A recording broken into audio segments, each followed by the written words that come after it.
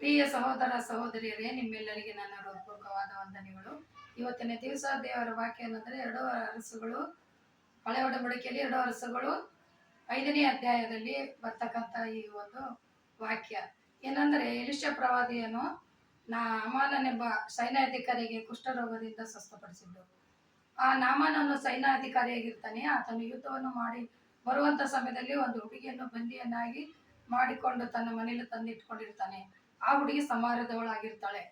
ಅವಳು ತನ್ನ ಹೆಂಡತಿಗೆ ದಾಸಿಯನ್ನಾಗಿ ತಂದಿಟ್ಕೊಂಡಾಗ ಪ್ರತಿದಿನ ನಾಮಾನನು ಕೆಲಸಕ್ಕೆ ಹೋಗುವಾಗ ಚೆನ್ನಾಗಿ ರೆಡಿಯಾಗಿ ಹೋಗ್ತಿದ್ದ, ಸಂತೋಷವಾಗಿ ಹೋಗ್ತಿದ್ದ. ಸಾಯಂಕಾಲ ಮನೆಗೆ ಬಂದ ಕೂಡಲೇ ಡ್ರೆಸ್ ಚೇಂಜ್ ಮಾಡಿದ ಕೂಡಲೇ ತನ್ನ ಶರೀರವನ್ನು ತಾನೇ ನೋಡಿಕೊಂಡು, ಅಯ್ಯೋ ನಾನು ಕುಷ್ಠರೋಗಿ ಇಲ್ಲ ಅಂತೇಳಿ ಮನಸ್ಸಿಗೆ ತುಂಬಾ ಬೇಜಾರು ಮಾಡ್ಕೊತಿದ್ದ. ಇದನ್ನು ಗಮನಿಸಿದ ದಾಸಿ ಆ ಅಮ್ಮನ ಕೇಳ್ತಾಳೆ, ಅಂದ್ರೆ ನಾಮನ ಹೆಂಡತಿಯನ್ನು ಕೇಳ್ತಾಳೆ, ಅಮ್ಮವ್ರೆ ಯಾಕೆ ಒಡೆಯರು ಸಾಯಂಕಾಲ ಬಂದ ಕೂಡಲೇ ತುಂಬಾ ನಿರಾಶ್ರಿತರಾಗಿರ್ತಾರೆ, ಮುಖದ ಮೇಲೆ ಲಕ್ಷಣನೇ ಇರಲ್ಲ, ತುಂಬಾ ಡಿಸ್ಟರ್ಬ್ ಆಗಿರ್ತಾರೆ ಅಂತ ಕೇಳ್ತಾಳೆ. ನಿನಗೆ ಯಾಕೆ ಬೇಕು ಅಂತಾರೆ. ಇಲ್ಲಮ್ಮ, ಏನು ಕಾರಣ ಹೇಳಿ ಅಂತಂದ್ರೆ, ಈಗ ಆತನಿಗೆ ಕುಷ್ಠರೋಗ ಇದೆ ಅಂತ. ಅಯ್ಯೋ, ನಾನು ಮೊದಲೇ ಹೇಳ್ಬೇಕಿತ್ತಲ್ಲ, ನಾನು ಸಮಾರ್ಯದವಳಲ್ಲ, ನನ್ನ ಊರಲ್ಲಿ ಎಲಿಷಾ ಪ್ರವಾದಿ ಅಂತಿದ್ದಾರೆ, ಆತನು ಕರ್ತನಾದ ಯೇಸು ಕ್ರಿಸ್ತನ ಹೆಸರಿನಲ್ಲಿ ಸ್ವಸ್ಥಪಡಿಸುತ್ತಾರೆ, ಎಂತ ರೋಗ ಇದ್ರೂ ಸ್ವಸ್ಥಪಡಿಸ್ತಾರೆ ಅಂತ ಹೇಳ್ತಾಳೆ. ಸರಿ ಹಾಗಂತೇಳಿ ಅವನ ಯಜಮಾನನಿಗೆ ಹೇಳ್ತಾನೆ. ಅವಳು ನೀನು ನೋಡಿ, ಹೀಗೆ ಸಮಾರ್ಯದಕ್ಕೆ ಹೋದ್ರೆ ಅಲ್ಲಿ ಎಲಿಷಾ ಪ್ರವಾದಿ ಎಲ್ಲ ರೋಗಗಳನ್ನು ಸ್ವಸ್ಥಪಡಿಸ್ತಾರಂತೆ ಒಂದು ತಯಾರಾಗ್ತಾನೆ. ತನ್ನ ಸೇವಕನ ಕರೆದುಕೊಂಡು ಎಲಿಷಾ ಪ್ರವಾದಿ ಇದ್ದಲ್ಲಿಗೆ ಅರಸನ ಹತ್ರ ಹೋಗ್ತಾನೆ. ಇಲ್ಲಿ ಅರಸ ಆ ಅರಸನೇ ಅಂದ್ರೆ ಇಸ್ರಾಯೇಲ್ ಅರಸಗೆ, ಸಮಾರ್ಯದ ಅರಸನಿಗೆ ಪತ್ರ ಬರೀತಾನೆ. ಹೀಗೆ ನಾನು ನಾಮಾನನನ್ನು ಕಳಿಸ್ತಾ ಇದ್ದೇನೆ, ಅವನಿಗೆ ಕುಷ್ಠರೋಗ ಇದೆ, ಸ್ವಸ್ಥಪಡಿಸಿ ಕಳಿಸು ಅಂತ ಅಂದಾಗ ಅವನು ತುಂಬಾ ಬೇಜಾರಾಗ್ತಾನೆ. ನಾನೇನ್ ದೇವರು, ನನಗೆ ಯಾಕೆ ಅವನು ಈ ತರ ಪತ್ರ ಕಳಿಸಿದ್ದಾನೆ, ಏನು ಯುದ್ಧ ಆಡ್ಬೇಕಂತ ಇಷ್ಟನ ಅವನಿಗೆ ಅಂತ ಕೂಗ್ಕೊಂಡಾಗ ಆ ಮಾತು ಎಲಿಷಾ ಪ್ರವಾದಿಗೆ ಗೊತ್ತಾಗ್ತದೆ. ಯಾಕೆ ಕೂಗಾಡ್ತಿದ್ದೀಯ, ನನ್ನ ಹತ್ರ ಕಳಿಸು, ನಾನು ಸ್ವಸ್ಥಪಡಿಸಿ ಕಳಿಸ್ತೇನೆ ಅಂತಂದಾಗ ಸರಿ ಎಲಿಷಾ ಪ್ರವಾದಿ ಇದ್ದ ಸ್ಥಳಕ್ಕೆ ಹೋಗ್ತಾರೆ. ಅಲ್ಲಿ ಹೋಗಿ ನಿಂತ್ಕೊಳ್ತಾರೆ ಮನೆ ಮುಂದೆ.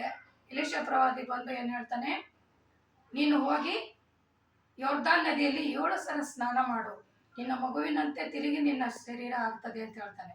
ಆ ನಾಮನಿಗೆ ತುಂಬಾ ಕೋಪ ಬರುತ್ತೆ. ಯಾಕಂದ್ರೆ ಅವನು ಒಬ್ಬ ಸೈನ್ಯಾಧಿಕಾರಿ, ಅವನು ಮನೆಯಿಂದ ಹೊರಗೂ ಬರೋದಿಲ್ಲ, ಅವನು ಮುಟ್ಟೋದು ಇಲ್ಲ, ನಿಂತಲ್ಲೇ ಇಷ್ಟು ಹೇಳ್ತಾನಲ್ಲ, ನಾವು ತಿಳ್ಕೊಂಡಿದ್ದ ಹೊರಗಡೆ ಬಂದು ನನ್ನನ್ನು ಮುಟ್ಟಿ ಸ್ವಸ್ಥ ಮಾಡ್ತಾನೆ ನಾವು ತಿಳ್ಕೊಂಡಿದ್ದೀವಿ, ಬರಲಿಲ್ಲ ಅಂತೇಳಿ ಬೇಜಾರು ಮಾಡ್ಕೊತಾನೆ.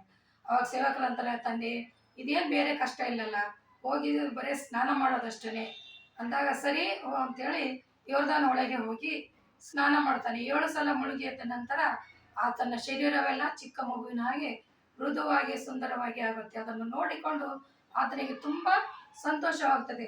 ಲೋಕದಲ್ಲಿ ಯಾವ ದೇವರಿಲ್ಲ, ಯೇಸು ಕ್ರಿಸ್ತನೊಬ್ಬನೇ ದೇವರಾಗಿದ್ದಾನೆ, ಯಾಕಂದ್ರೆ ಆತನೇ ನನ್ನನ್ನ ಸ್ವಸ್ಥಪಡಿಸಿದನಂತೆ. ತಿರುಗಿ ರಾಜ್ಯಕ್ಕೆ ಬಂದು ಎಲ್ಲ ಜನರಿಗೆ ಅದನ್ನೇ ಅವನು ಘೋಷಿಸ್ತಾನೆ. ಆದ್ರೆ ಅವನು ಹಿಂದೆ ಬರುವಾಗ ಗೆಹಜಿ ಅಂತೇಳಿ ಎಲಿಷನ ಸೇವಕ ಇರ್ತಾನೆ. ಅವನೇನ್ ಮಾಡ್ತಾನೆ, ಇವ್ರು ತಂದಿದ್ದ ಬೆಳ್ಳಿ ಬಂಗಾರು ಒಳ್ಳೊಳ್ಳೆ ಬಟ್ಟೆಗಳಿಗೆಲ್ಲ ಆಸೆ ಬಿಟ್ಟು ಓಡಿ ಬಂದು ಅವನು ತಗೋ ಅಂತ ಹೇಳಿದ್ರೆ, ನಾನು ತಗೋದಿಲ್ಲ, ಕರ್ತನ ಆಣೆ ಇದೆ, ನನಗೆ ಯಾವ ಕಾಣಿಕೆ ತಗೊಳ್ಳೋದಿಲ್ಲ, ನೀನು ಹೋಗು ಅಂತ ಹೇಳಿದಾಗ ಅದನ್ನು ನಾನಾದ್ರೂ ತಗೊಳ್ಬೋದೆಂಬ ಕೆಟ್ಟ ಆಸೆಯಿಂದ ಓಡಿ ಬಂದು ನಾಮಾನನಿಂದ ಅದನ್ನು ತಗೊಂಡ್ಕೊಂಡ ಕೂಡಲೇ ಅದು ಎಲಿಷಾ ಪ್ರವಾದಿಗೆ ಗೊತ್ತಾಗುತ್ತೆ. ಎಲ್ಲಿಂದ ಬಂದೆ ಸೇವಕ ಅಂತ ಕೇಳಿದ್ರೆ, ಎಲ್ಲಿ ಇಲ್ಲಪ್ಪ ಅಂತಾನೆ. ಸುಳ್ಳು ಹೇಳ್ಬೇಡ, ಆ ನಾಮನಿಗಿದ್ದ ಕುಷ್ಠರೋಗ ನಿನಗೆ ಬರುತ್ತೆ ನೋಡಿ ಅಂತಾನೆ. ಹಾಗೆ ನಾವು ಲೌಕಿಕವಾದ ಎಲ್ಲ ಆಸೆ ಪಾಸೆಗಳಲ್ಲಿ ಸಿಲುಕಿಕೊಂಡಾಗ ನಾನಾ ಕಷ್ಟದಲ್ಲಿ ಬಿದ್ದಿರುತ್ತೇವೆ. ಅವನು ಗರ್ವಪಟ್ಟದ ಕಾರಣ ರೋಗ ಬಂದಿತ್ತು, ಆದರೆ ಆ ಚಿಕ್ಕ ಮಗುವಿನ ಮಾತು ಕೇಳಿ ಅಲ್ಲಿಗೆ ಬಂದು ಅವನು ಆ ಮಾತನ್ನು ಕೇಳಿ ದೇವರ ಮುಂದೆ ದೀನನಾಗಿದ್ದಾಗಲೇ ಅವನ ಶರೀರದಲ್ಲಿ ಇರ್ತಕ್ಕಂಥ ಕುಷ್ಠರೋಗ ಸ್ವಸ್ಥವಾಯಿತು.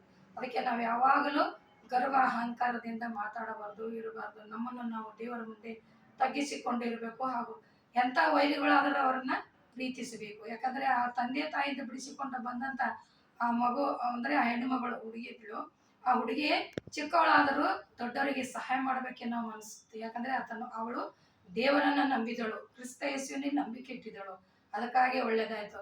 ಇದಕ್ಕಾಗಿ ನೀವು ವಾಕ್ಯ ಏನಂದ್ರೆ, ನಿನ್ನ ನಂಬಿದರೆ ದೇವರ ಮಹಿಮೆಯನ್ನು ಕಾಣುವಿ. ಕರ್ತನಾದ ಯೇಸು ಕ್ರಿಸ್ತನನ್ನು ಯಾರ್ಯಾರು ನಂಬುತ್ತಾರೋ ಅವರ ಕರ್ತನ ಮಹಿಮೆಯನ್ನು ಕಾಣುವರು ಎಂಬುದೇ ಇವತ್ತಿನ ವಾಕ್ಯ ಇರ್ತದೆ. ಪ್ರಾರ್ಥನೆ ಮಾಡೋಣ.